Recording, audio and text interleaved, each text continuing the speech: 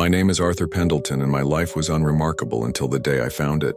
I was a quiet man, content with the dusty solace of antique shops, a collector of forgotten echoes. It was in a cluttered back alley pawn shop, beneath a pile of tarnished silverware, that I first saw the chronometer. It was no larger than a plum, crafted from dark-aged brass, intricately etched with arcane symbols I didn't recognize. Its face had no hands, only concentric rings that seemed to pulse with a faint internal light. It hummed almost imperceptibly, a vibration I felt deep in my bones. I bought it for a pittance, a mere curiosity. Back home, under the soft glow of my desk lamp, I examined it. The symbols seemed to shift, coalesce, then reform. My fingers traced the cold metal. Without conscious thought, I pressed the small, almost invisible button on its side, and the world stopped. One moment, my cat Mittens was mid-stretch on the windowsill, a yawn frozen on her tiny face. The next, she was a statue suspended in perfect motion. A bead of condensation on my water glass hung motionless in the air. The faint dust motes dancing in the lamplight were perfectly still. Only I could move, only I could breathe. The silence was absolute, heavier than anything I had ever experienced, a vacuum where sound once was. My heart hammered against my ribs, a frantic drum in the universal stillness. It lasted only a few seconds, perhaps 5, before the world surged back into motion with a faint, almost inaudible shimmer. Mittens completed her yawn, the condensation dripped, the dust motes danced. I was left trembling, clutching the chronometer, a cold sweat breaking out on my forehead. Over the next few days, my experiments grew bolder, more controlled. I learned to activate it with a thought, to extend the temporal stasis for minutes, then for hours. The sensation was exhilarating, intoxicating. I could walk through bustling streets, a phantom among frozen lives. I could read every book in the library, examine every masterpiece in the museum simply by pausing time. I peeked into private lives, overheard secrets, watched the world unmoving, a private play staged just for me. The petty frustrations of my old life vanished. Money was effortless, opportunities limitless.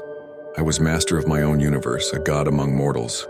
The chronometer was not merely a curiosity, it was a miracle. It was power, but the first whispers of unease began to stir. After longer durations of stopped time, a subtle tremor would run through my body upon reactivation. My joints would ache. My vision would blur at the edges. I dismissed it as overexertion, the strain of unique temporal shifts. I had no idea that the miracle I held was slowly, insidiously beginning its true work. The chronometer became an extension of myself, an addiction. I used it for everything.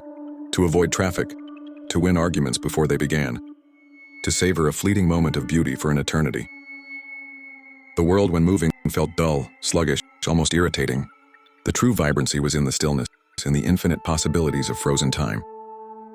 I was living 1,000 lives within one, hoarding moments, existing outside the normal flow of existence. But the side effects grew more pronounced, less ignorable. The tremors became more frequent, more violent, lasting minutes after each temporal shift. My skin, once smooth, began to show fine lines, then deeper wrinkles, even though I was only in my early 30s. My hair, once thick, started to thin, and then noticeably recede at the temples. My reflection in the mirror was subtly but undeniably older, gaunter, more strained. It was as if time, while paused for the world, was accelerating for me.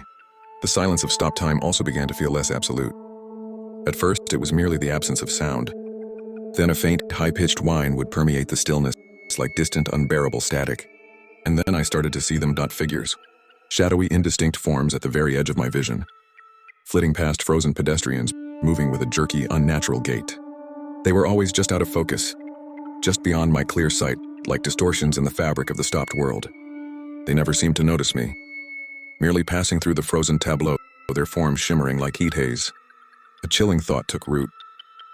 What if the chronometer didn't truly stop time, but merely accelerated my perception of it to an extreme degree, moving me at an incomprehensible speed while the rest of the world crawled?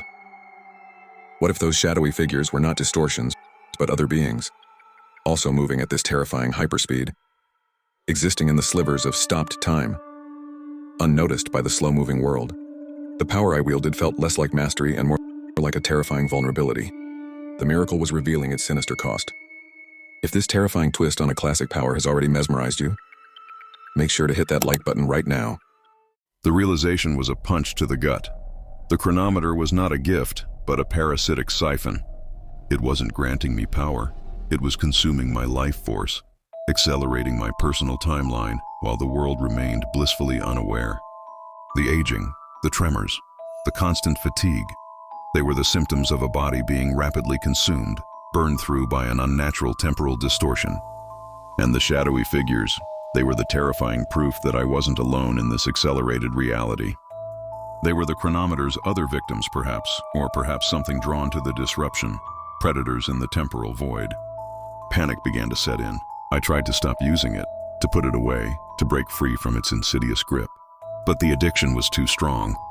The mundane reality of normal time felt unbearable, claustrophobic. The thought of losing my unparalleled advantage, of returning to the ordinary, was worse than the creeping decay. Each tremor, each new wrinkle, was a stark reminder of the price, yet I couldn't resist. The chronometer seemed to pulse in my pocket, a constant silent invitation. Its hum now felt less like a vibration and more like a hungry purr. The shadowy figures became bolder. They no longer just flitted past. They lingered. I caught glimpses of distorted faces, elongated limbs, and eyes that seemed to glow with a malevolent, ancient light. They were becoming clearer, more defined, as if my own accelerated state was bringing them into sharper focus. They moved with a predatory grace, their forms rippling like heat distortion, and I knew with a horrifying certainty that they were aware of me. They were watching, they were hunting. One night, I activated the chronometer in my apartment, desperate for a moment of quiet focus. As the world froze, I saw one of them, clearer than ever before. It stood directly in front of my bedroom mirror, its body a shimmering, gaunt humanoid, its head elongated, featureless, save for 2 points of glowing red light where eyes should be. It turned its head slowly, impossibly towards me, and then it smiled. A wide, lipless grin that stretched across its distorted face, revealing row upon row of needle-sharp teeth. It let out a sound that wasn't a whisper but a high-pitched, vibrating shriek that resonated directly inside my skull, threatening to shatter my sanity. The chronometer had brought me power, but it had also brought me into their world. The shriek of the entity ripped through my mind, a sound that existed outside of normal hearing, directly within my temporal perception. I deactivated the chronometer in a convulsion of terror, gasping for breath, my body racked with tremors. The world rushed back into motion, the familiar sounds of the city a sudden overwhelming cacophony. I stared at my reflection, my face pale, etched with fear and a terrifyingly accelerated aging. My eyes, once bright, were now bloodshot, sunken. I looked decades older than I was. The chronometer wasn't just draining my life, it was pulling me into their dimension, bridging the gap between our realities. The stopped time wasn't empty. It was their time, their domain. And I, by stepping into it, had made myself known. I was no longer an unseen observer. I was prey. I tried to get rid of it. I threw the chronometer across the room, watched it clatter against the wall. But an invisible force pulled it back, a shimmering, almost magnetic tug that brought it sliding across the floor directly to my outstretched hand. It pulsed with warmth, almost an invitation. I tried to lock it away, but it would appear on my pillow, in my pocket, always finding its way back. It was fused to me, a parasitic extension of my very being. I was trapped in a horrifying symbiosis. My attempts to understand the chronometer's origins became frantic. I scoured ancient texts, arcane lore, forbidden histories. I learned of similar artifacts, whispered about in fragmented myths, devices that could manipulate reality, but always at a terrible price, always linked to entities that fed on displaced time or accelerated entropy. The chronometer was not a unique invention. It was a tool, a lure, set by something ancient and malevolent to draw in unsuspecting victims. And I had walked right into its trap. The shadowy figures were no longer confined to the stopped world. I saw them in the periphery of normal time now, fleeting glimpses, distortions in the heat haze above asphalt, reflections in shop windows that vanished as quickly as they appeared. They were testing the boundaries, drawn by the increasing temporal instability that surrounded me, a byproduct of the chronometer's relentless consumption. They knew I was weak, that my time was running out, and they were getting ready to cross over. The chronometer's true purpose is terrifying, isn't it? If you're on the edge of your seat, let us know. Drop a comment with your theories on how Arthur can escape this curse. My body was failing.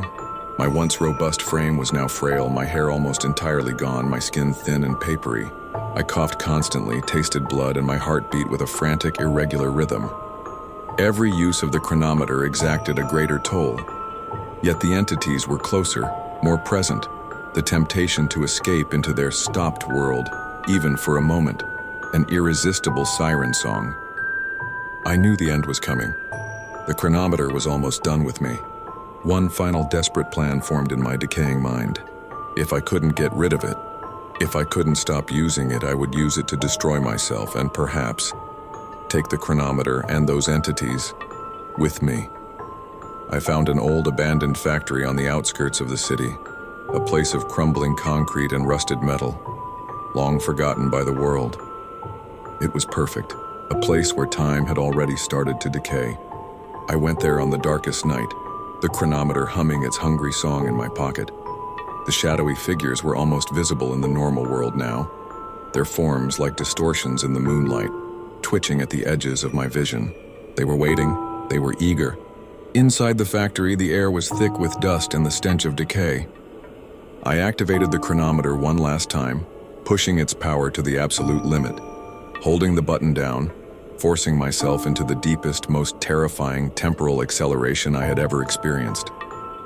The world around me didn't just stop, it stretched, fractured, the very atoms of reality elongating into infinitely thin strands. The shadowy entities solidified, their forms now horrifically clear, their lipless grins wide, their red eyes blazing with predatory glee. They swarmed towards me, their distorted limbs reaching, ready to tear me apart. But I had one last act of defiance. With the last vestiges of my strength, my body rapidly decaying into dust, I focused all my remaining will, all the energy the chronometer had drawn from me, and aimed it at the heart of the factory's collapsed boiler. The chronometer, overtaxed, shrieked, its internal light flaring with blinding intensity. The entities recoiled, their forms momentarily dissolving into static. A deafening explosion ripped through the stopped time, a silent, impossible concussion that tore through the fabric of reality itself.